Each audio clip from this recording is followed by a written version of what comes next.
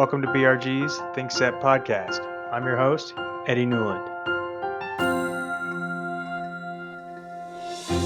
BRG is a global consulting firm that helps leading organizations advance in three key areas: disputes and investigations, corporate finance, and strategy and operations. Headquartered in California with offices around the world, we are an integrated group of experts, industry leaders, academics, data scientists, and professionals working beyond borders and disciplines. We harness our collective expertise to deliver the inspired insights and practical strategies our clients need to stay ahead of what's next. For more information, please visit thinkbrg.com.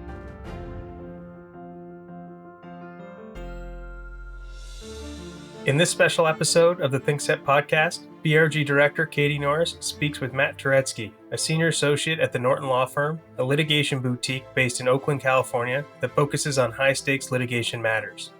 They'll discuss litigating False Claims Act cases and offer guidance for in-house counsel and chief compliance officers in the healthcare and life science industries who are often defending these cases. And with that, let's get started. Hello, this is Katie Norris with BRG, and I'm joined today by Matt Turetzky with Norton Law. We're here to talk about False Claims Act litigation matters. These are cases where it's alleged that a company has directly or indirectly caused the government to pay for items or services through fraudulent means. This is a common basis for litigation in the healthcare and life sciences industries, where federal dollars often cover the cost of care, whether that's through conventional healthcare services delivery or the cost of drugs or medical devices that are prescribed to patients by their doctors and then paid for by Medicare, Medicaid, or the many other federal programs that exist in our country. In recent years, we've seen hospitals, pharmaceutical and medical device manufacturers, and even healthcare providers to some extent become more willing to stay the course of litigation rather than to just settle FCA matters outright. But that can be a daunting move. Matt's going to share some tactical maneuvers and other strategies that will position companies to litigate these cases successfully. Matt, you represent a number of healthcare and life sciences companies, and your practice is heavily focused on FCA litigation. Can you walk us through the normal arc of an FCA litigation matter? Well, there are a number of avenues that defendants have in False Claims Act cases to get the cases dismissed. The False Claims Act is unique because when a plaintiff, known in False Claims Act speak as a relator, comes in and files a case, the relator has to do so and keep that case under seal. So the defendant actually is sitting there conducting its business, doing whatever it's doing, having no idea the whole time that there's a lawsuit, a False Claims Act lawsuit filed against the defendant, that the Department of Justice is investigating the claims in that case. And only after the Department of Justice has made a decision about what it wants to do is that lawsuit going to be unsealed and then served on the defendant. So by the time the defendant gets the False Claims Act case, usually there's been some sort of investigation. There may have been a subpoena served on the defendant may have responded. But oftentimes when that case is unsealed, there is a propensity to just immediately want to make this case go away. And how do we do that? And I think before 2016, that was the typical response. We have this case. What's it going to take to make it go away? Because the damages involved in False Claims Act cases can be very intimidating for defendants. There's the possibility of treble damages, civil monetary penalties. And so there historically has been this drive to settle cases early and often. But after 2016, more and more defendants have been litigating these cases. There are a number of procedural steps that defendants can take in False Claims Act cases to dismiss the case. And of course, given some recent guidance that we've received from the Supreme Court, False Claims Act defendants are now more likely to litigate a case to summary judgment and do so to trial and actually save themselves quite a bit of money doing so.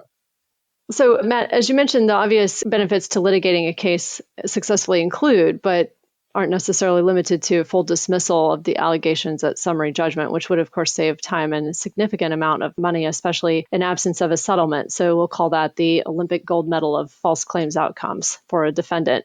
Given this pervasive threat of whistleblower claims and the concept that a whistleblower can be accumulating information at the same time that the company is going about its ordinary business, how can companies successfully position themselves in a proactive stance to litigate these matters? So I think, and this is particularly true in the healthcare space, companies that can articulate their story from the outset of litigation are the ones who are best positioned to litigate the case to trial. And in the healthcare context, what that means is understanding the arrangements that you have with various third parties and understanding the stark implications of those arrangements, understanding the anti-kickback statute implications of those arrangements. And more recently, following that Supreme Court case that I vaguely referenced earlier, understanding how your contracts with third parties may impact potential False Claims Act liability. And what I mean by that is that all False Claims Act cases, what they all boil down to is some claim that's made for payment to the United States government is false, right? That's the idea of a False Claims Act case. So in the STAR context, in the anti-kickback context, that means that there was some sort of arrangement that the client had with someone that violated one of those laws. And as a result, all the claims that were being made to Medicare or Medicaid, that those were false. And so those violated the False Claims Act. But it could also be true in other contexts, like government contracting, for example, right? And the question there is going to be whether the claims that were made to the United States government for payment, if the government had known of the alleged falsity, would the government have paid those claims anyway? And if the answer is yes, then the relator doesn't have much of a False Claims Act case. And so this all goes to the story, right? What sort of compliance efforts do you have internally? And are you documenting those efforts? Doing all the things that you should be doing on the front end are essential in order to allow the litigation team to litigate the case, because the only way they're going to litigate the case effectively is by having a story to tell.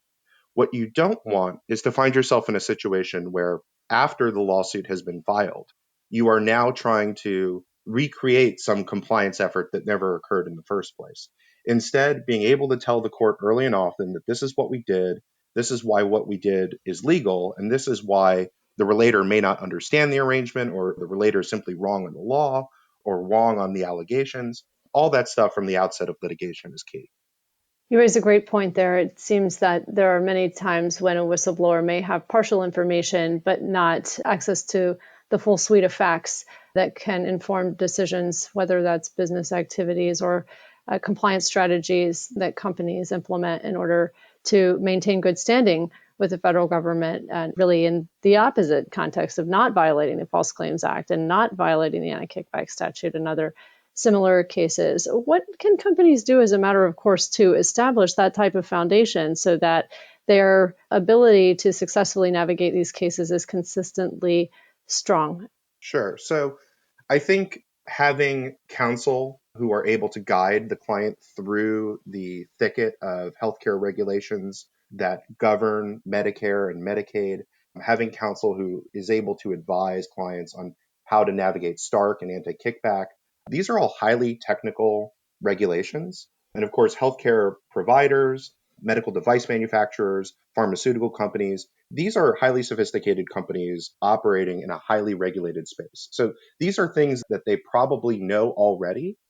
But when these cases come to light, they play out on a very micro level. It's very rare that a False Claims Act case has allegations that go to the very top of some large healthcare business's operations. It's usually some hospital had some arrangement, and that's the arrangement that the relator knew about. And so the relator is coming after that arrangement. Or in the medical device context, it may be there are these specific medical devices among the thousands of medical devices that a large medical device manufacturer may be manufacturing. And so, whatever steps on the compliance side that healthcare companies are taking at the macro level, they have to be constantly assessing how is that playing out in practice on the ground? Because by the time these cases get to litigation, the litigation team is going to be very focused on a lot of details that are focused on one specific aspect of the business, involving one, two, three, or maybe a small handful of medical devices, or one, two, or three hospitals within a massive hospital system. So having those macro level compliance efforts in place and making sure that they are trickling down to the individual product level or service level, that's absolutely critical in order to set the litigation teams up for success.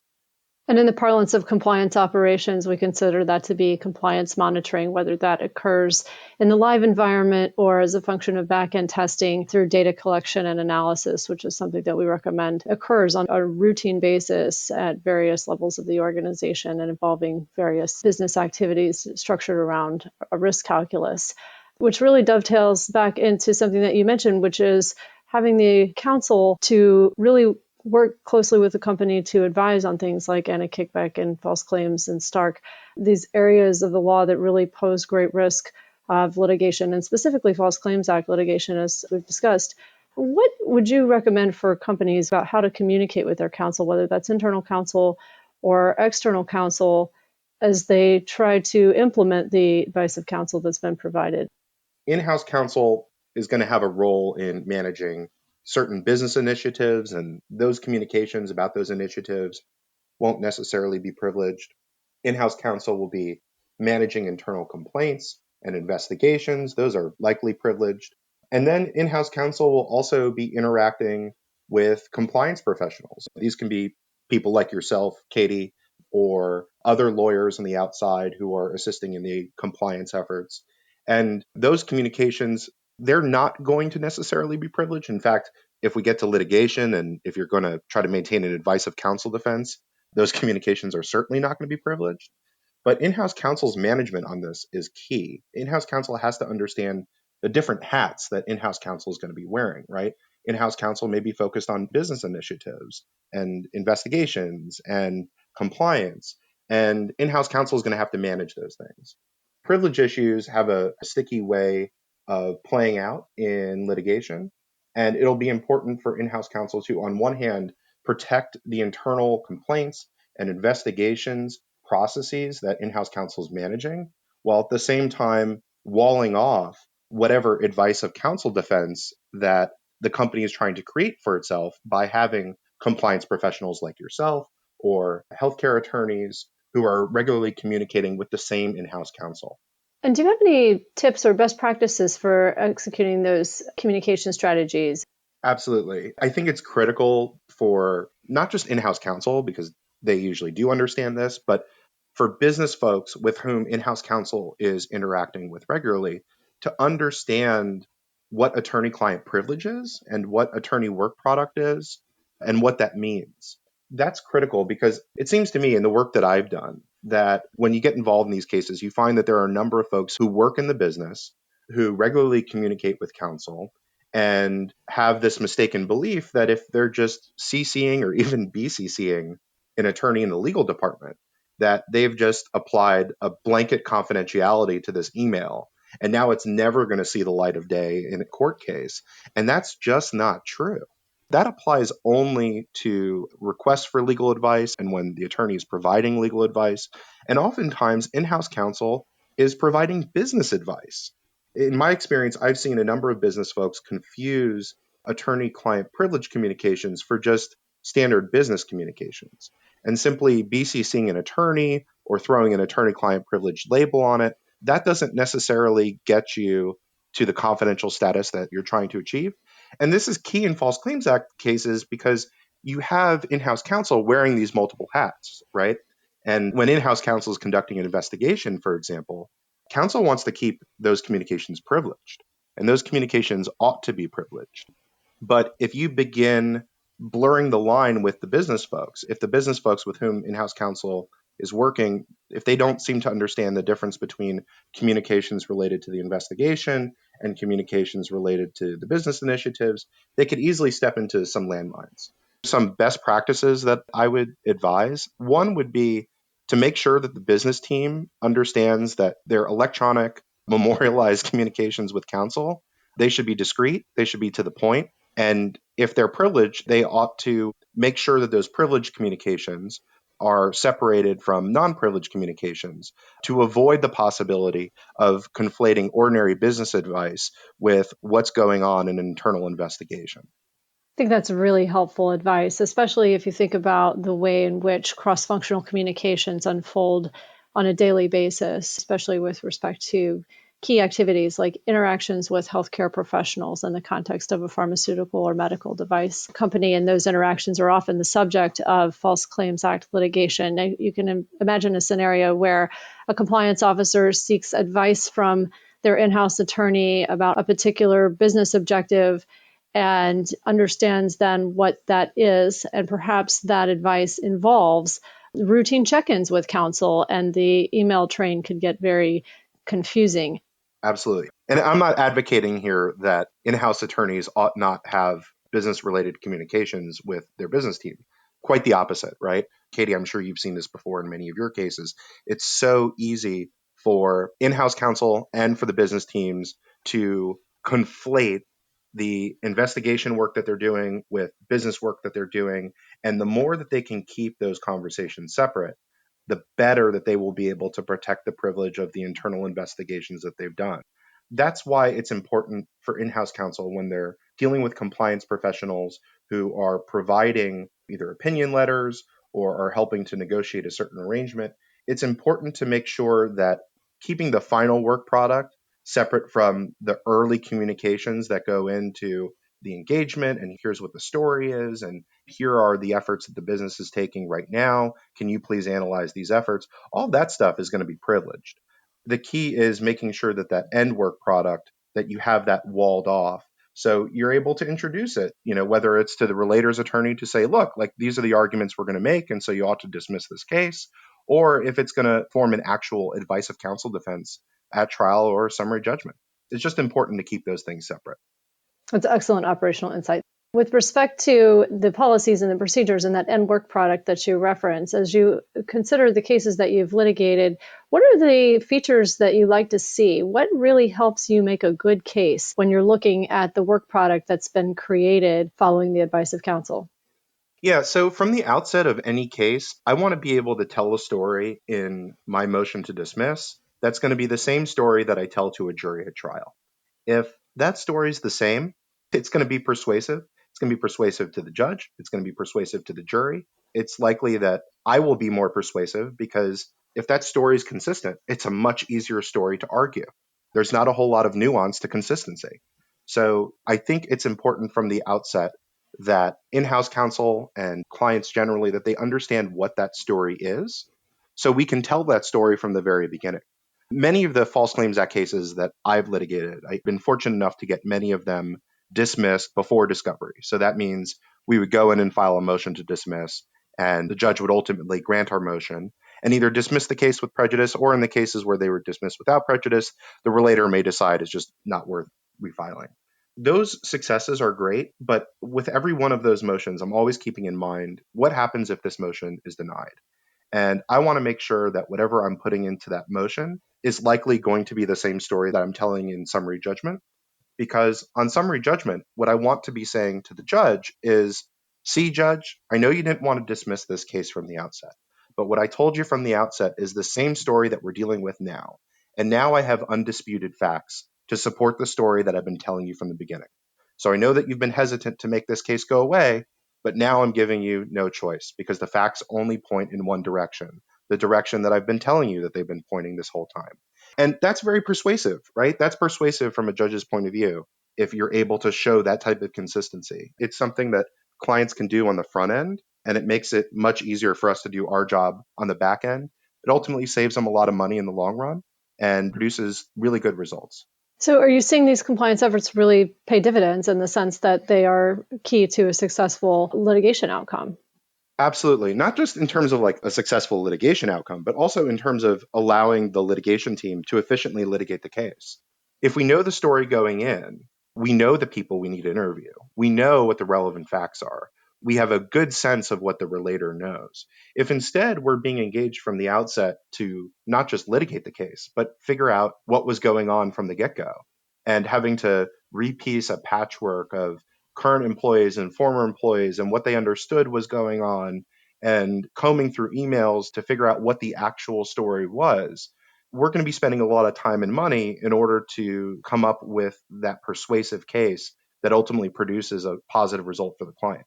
So it's not to say that we can't get to that end result, Katie, if we don't have that proactive compliance effort on the front end. We certainly can, and I've done that before.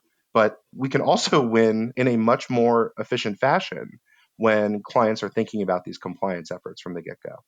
So start at the end and work your way back as you're considering maybe a new business arrangement or a new arrangement with a provider, and try to think through how will these steps in the approach play out. Absolutely.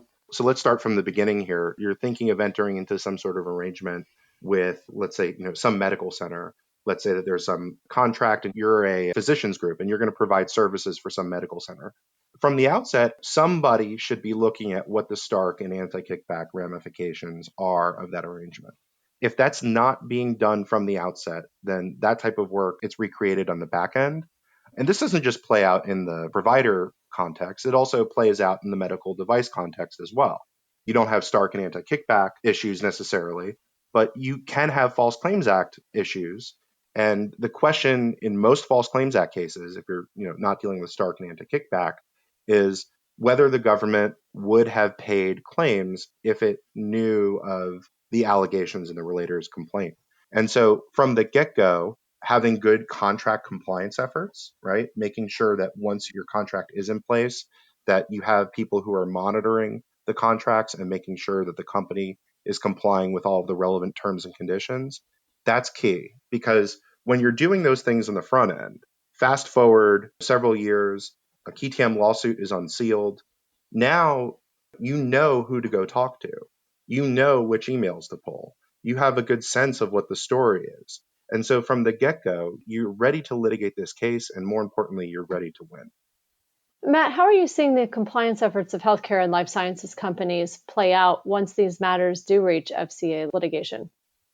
Well, I'm seeing this play out in a couple ways. The first is increased and effective pre-litigation communication with the government. So an important thing to know about the False Claims Act is that while the relator is usually the one bringing the case, the relator is doing so in the name of the government. And so the False Claims Act gives the government the power to come in and dismiss the case, just as the statute gives the government the power to come in and take the case over and intervene and run the case. So from the get-go, it's important to have a line of communication with the government, because if you can convince the government that this case is frivolous or it's going to cost your client a lot of money to litigate, even though that the relator here doesn't know anything and doesn't actually have a case, and here's why. If the government is persuaded that the KTM case is just a waste of time, you may be able to convince the government to come in and dismiss the case. So it's a unique avenue to obtain a dismissal. It exists exclusively in the False Claims Act context, and folks should take advantage of that. The other thing that I'm seeing healthcare companies and life sciences companies do is leverage the materiality lessons that have been learned from that Supreme Court case I kept referring to. This is the US ex rel Escobar case, which was decided in 2016. And what that case said is that you don't necessarily have to have an express false claim. It doesn't necessarily need to be a claim for payment that is false, that you know is false, seeking payment. It can be just a breach of contract, but that breach, the breach of that term, needs to be material to the government's decision to pay.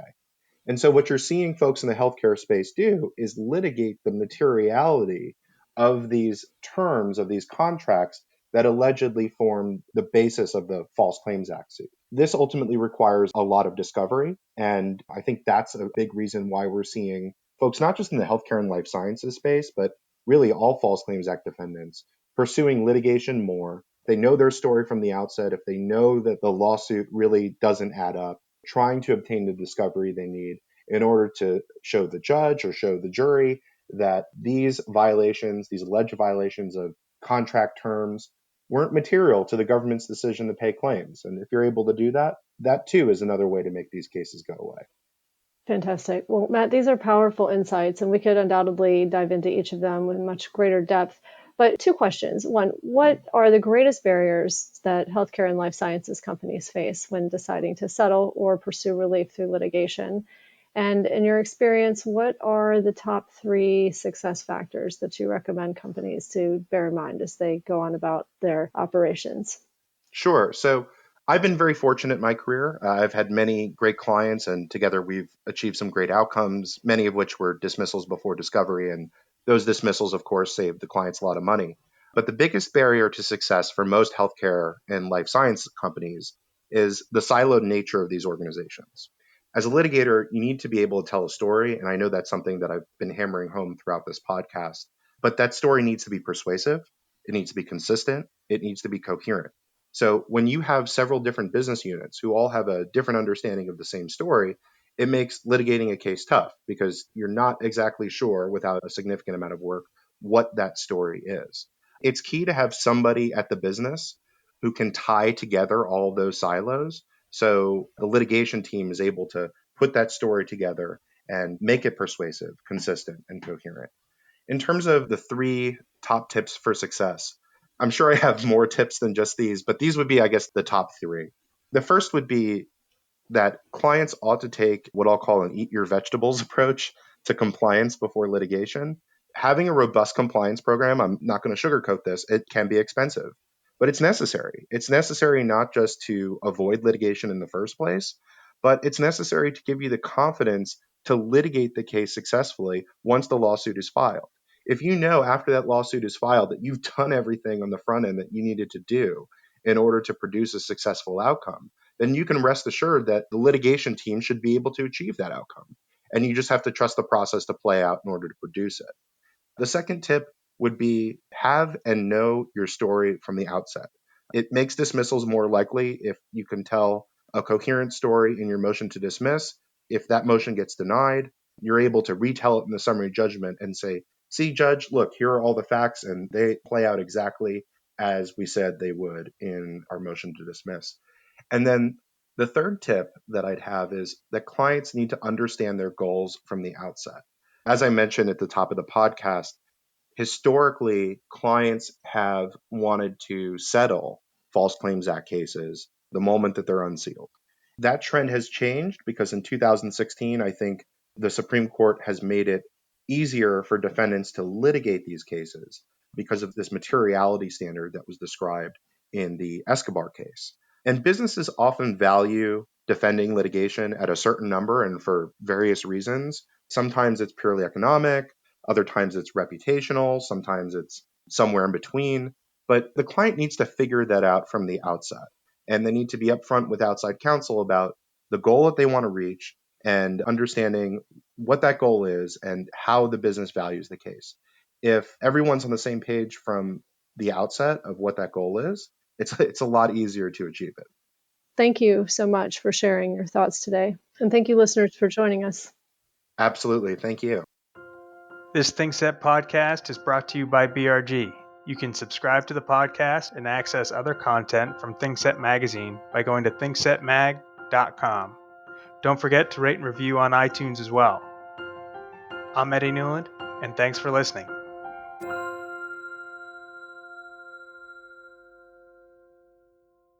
The views and opinions expressed in this podcast are those of the participants and do not necessarily reflect the opinions, position, or policy of Berkeley Research Group or its other employees and affiliates.